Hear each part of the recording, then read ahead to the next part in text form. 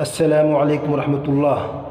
آج میں آپ کے سامنے زیتون کے تیل کی افادیت بیان کرنے جا رہا ہوں کہ زیتون کا تیل کس قدر مفید ہے، اگر اس کو ہم استعمال کریں تو کس قدر اس کا فائدہ ہوگا۔ زیتون کا تیل بے شمار امراض کے لیے مفید ہے۔ آج بھی اسپین کی کہاوت ہے کہ زیتون کا تیل تمام امراض کا علاج ہے۔ زیتون کا تیل آپ مالش کریں، ٹوٹی ہوئی ہڈی ہے اگر آپ کی، اس کو آپ چاہتے ہیں کہ وہ مضبوط ہو جائے، ہڈیاں جلد از جلد جڑ جائیں، تو اس کے لیے آپ زیتون کے تیل کی مالش کریں۔ اسی طریقے سے اگر آپ چاہتے ہیں کہ سردی کے موسم میں آپ کے پٹھے مضبوط رہیں، اعصابی مضبوطی آپ کے اندر پیدا ہو، زیتون کے تیل کی مالش کریں۔ آپ چاہتے ہیں کہ آپ کا بال بہت ہی خوبصورت ہو، آپ کا بال گرنے نہ پائے، بہت زیادہ سفید نہ ہو، تو آپ زیتون کا تیل سر میں لگائیں۔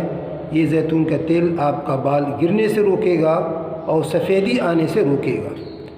اگر آپ کو اندرونی کوئی شکایت ہے، بدن کے اندر آپ بلڈ پریشر کے مریض ہیں، آپ ذیابیطس کے مریض ہیں، اس میں بھی یہ مفید ہے کہ آپ اس کا تیل خوب استعمال کریں۔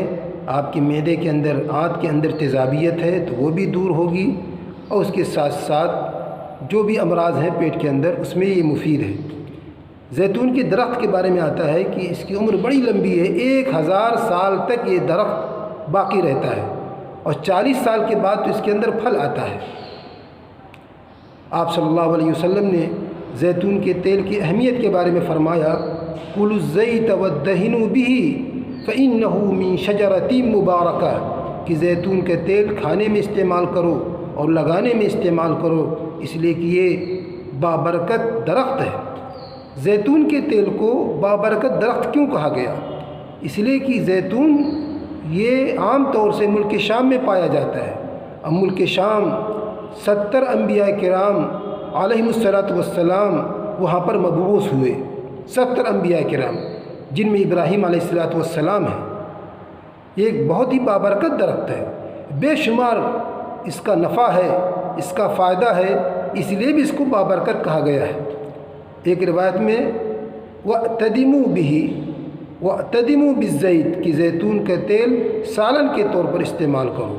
تو زیتون کا تیل ہمیں خوب استعمال کرنا چاہیے، جسم میں لگانے میں بھی اور کھانے میں بھی، اور اسی طریقے سے ہمیں اس کو ہر وقت گھر پر رکھنا چاہیے۔